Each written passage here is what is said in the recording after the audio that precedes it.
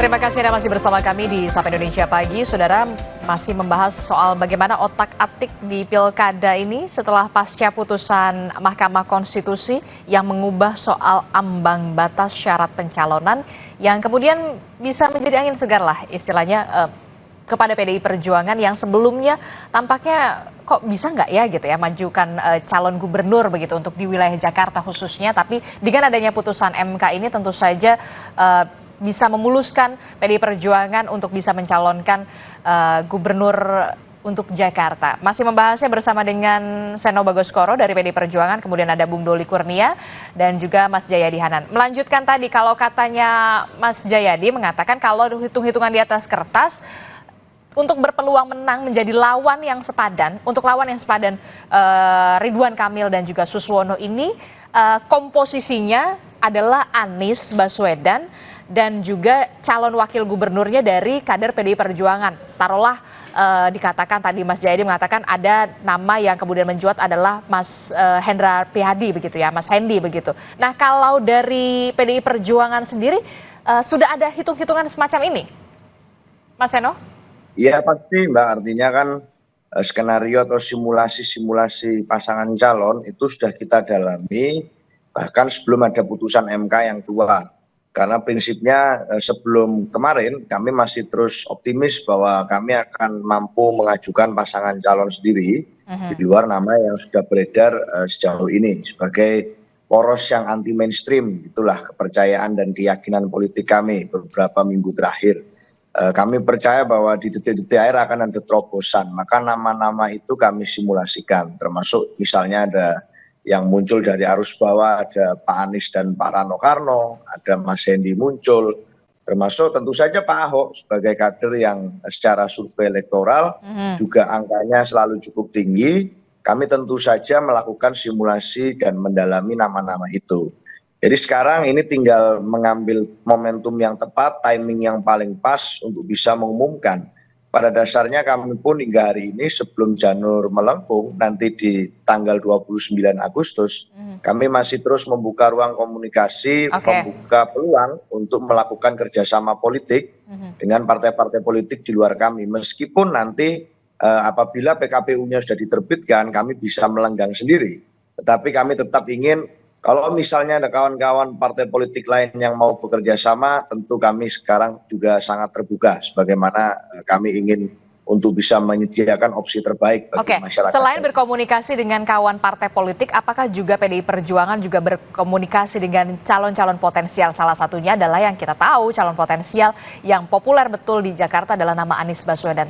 Benarkah demikian? Ya pasti secara informal kita membangun terus komunikasi termasuk dengan Pak Anies Baswedan, dengan beberapa kader-kader senior partai yang memang ditugaskan untuk melakukan komunikasi dan penjajakan, itu juga terjadi komunikasinya. Apalagi kalau bicara Pilpres, kita di Pilpres kemarin juga secara informal juga banyak bicara, gitu, karena banyak concern yang sama dari kami dengan Pak Anies tentang misalnya menjaga demokrasi tetap berkualitas, tentang melawan NKK, nepotisme, kolusi korupsi. Secara informal, Mas Seno, secara informal sudah berkomunikasi dengan Mas Anies. Tapi bagaimana secara formalnya begitu? Karena ada juga yang mengatakan kalau Mas Anies mau begitu ya harus dimerahkan dulu menjadi kader partai begitu. Benarkah demikian? Ya, komunikasi formal itu terjadi nanti kalau sudah melampaui tahapan-tahapan yang dilalui melalui kesepakatan informal.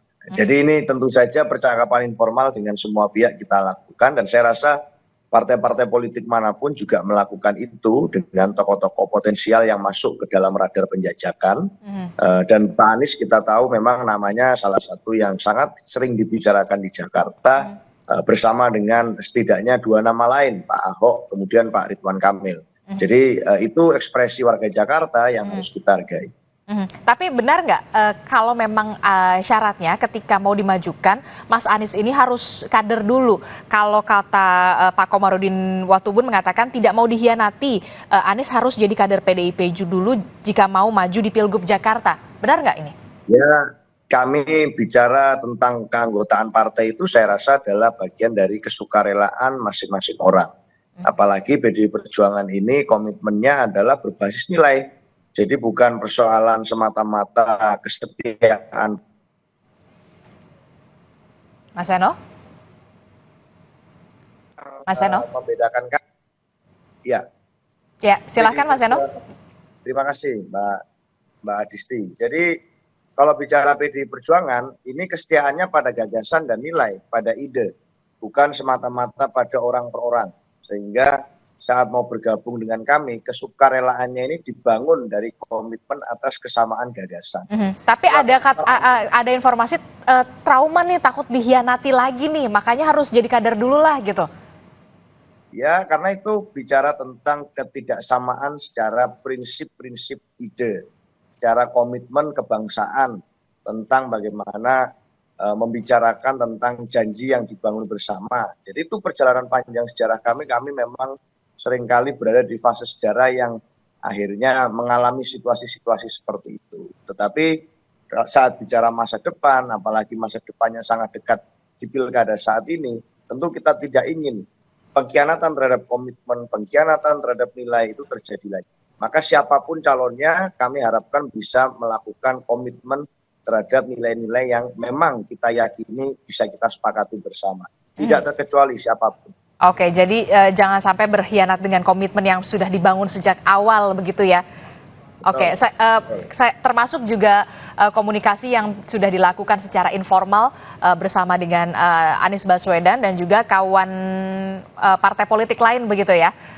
Kalau dari Koalisi Indonesia Maju? Ya, kalau kawan partai politik lain saya rasa memang semuanya punya platform sendiri. Tetapi bicara tentang pilkada ini kita bicara tentang how to govern juga. Bagaimana memimpin yang baik 5 tahun ke depan, bukan hanya how to win.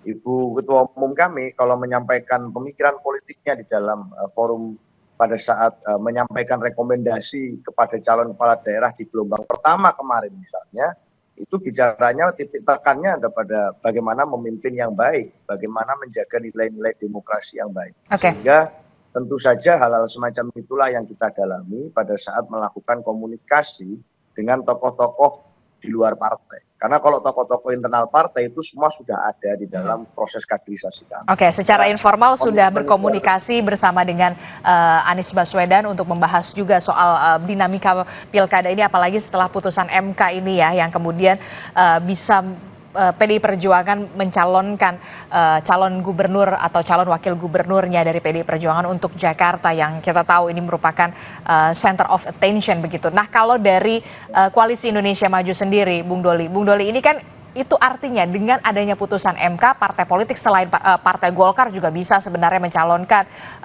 kemudian PDI Perjuangan, Gerindra. Nah, kalau di Koalisi Indonesia Maju ini bagaimana bisa terus untuk mensolidkan setelahnya ada after putusan MK ini, jangan sampai yang dikhawatirkan adalah ada gerakan balik kanan. Ya, seperti yang juga saya sering sampaikan, dan itu yang menjadi koridor bagi Partai Golkar ya. Dalam menghadapi pilkada ini sebenarnya ada 2 prinsip.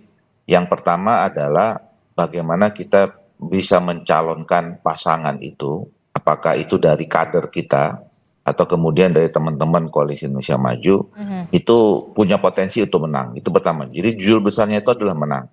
Kemudian yang kedua adalah sebisa mungkin kita menjaga harmonisasi, komunikasi ya, yang selama ini sudah terbangun sesama bagian dari Koalisi Indonesia Maju. Nah, jadi sebetulnya dengan ada putusan Mahkamah Konstitusi ini, 2 prinsip ini tidak terlalu banyak berubah. Apalagi kita kan Golkar sebetulnya sudah tinggal sedikit lagi ya kita putuskan ya. Tinggal sekitar 6 atau 7 di provinsi dan kemudian ada tinggal 110 lagi ya untuk kabupaten kota. Nah, dan itu dalam nanti mengambil keputusan yang sisa itu tetap memegang prinsip itu. Jadi sebenarnya dalam Koalisi Indonesia Maju, apakah ada putusan ini atau tidak, saya kira kami tetap dalam proses, dalam prinsip yang tadi itu, bagaimana kita mendorong supaya calon-calon kita punya peluang untuk menang. Yang kedua, sebisa mungkin kita menjaga harmonisasi kebersamaan dengan teman-teman Koalisi Indonesia Maju. Oke, jadi bisa dipastikan tidak ada gerakan balik kanan dari partai politik yang tergabung dalam Koalisi Indonesia Maju ini sudah terkunci begitu ya, solid ya?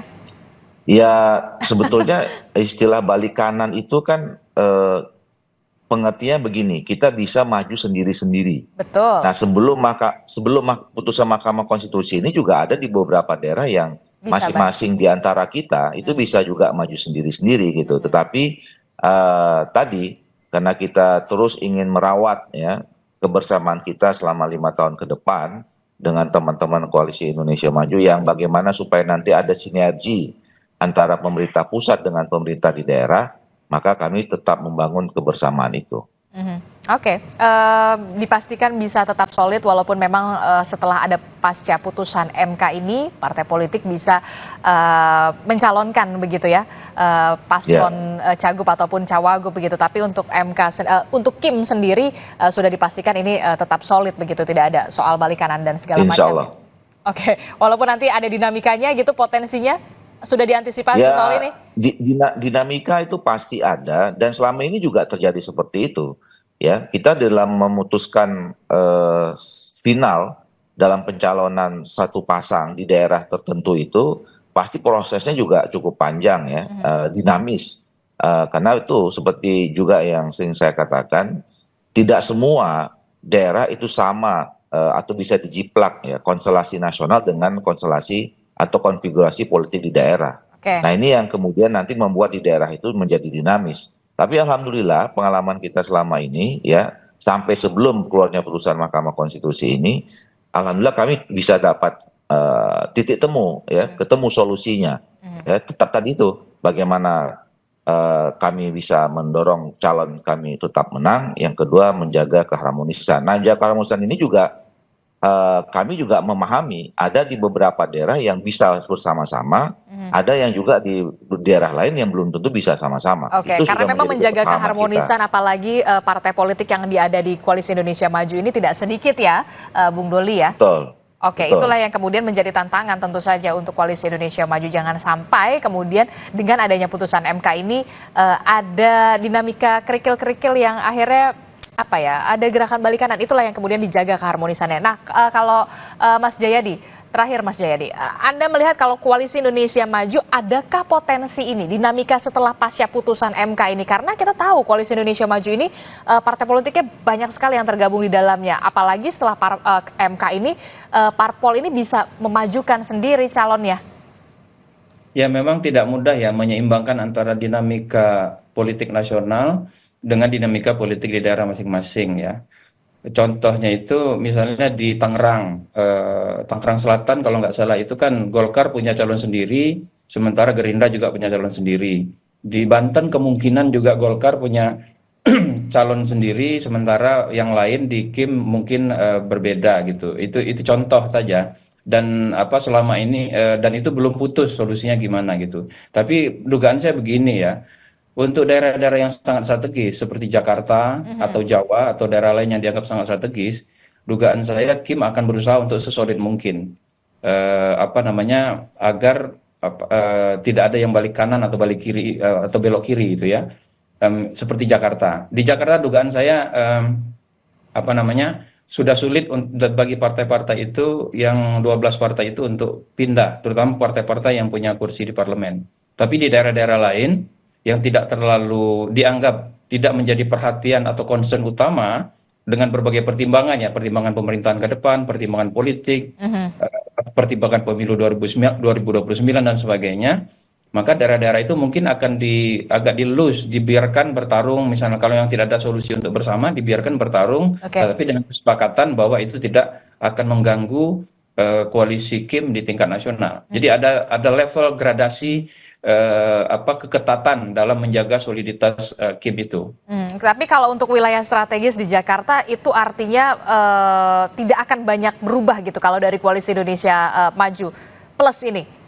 Ya, dugaan saya sementara ini begitu karena apa namanya katakanlah misalnya PKB lalu balik lagi mau mencalonkan Anies gitu. Tapi kan itu ada konsekuensi. Konsekuensinya misalnya di Kim di tingkat nasional gitu kan. Demikian juga dengan Nasdem atau PKS juga begitu kan. Jadi konsekuensi itu kalau dia menyangkut tidak hanya di daerah yang bersangkutan, tapi juga terkait dengan tingkat nasional, maka itu menjadi sulit bagi partai-partai itu untuk pindah. Tapi di daerah-daerah yang dianggap tidak terlalu tidak sestrategis Jakarta misalnya,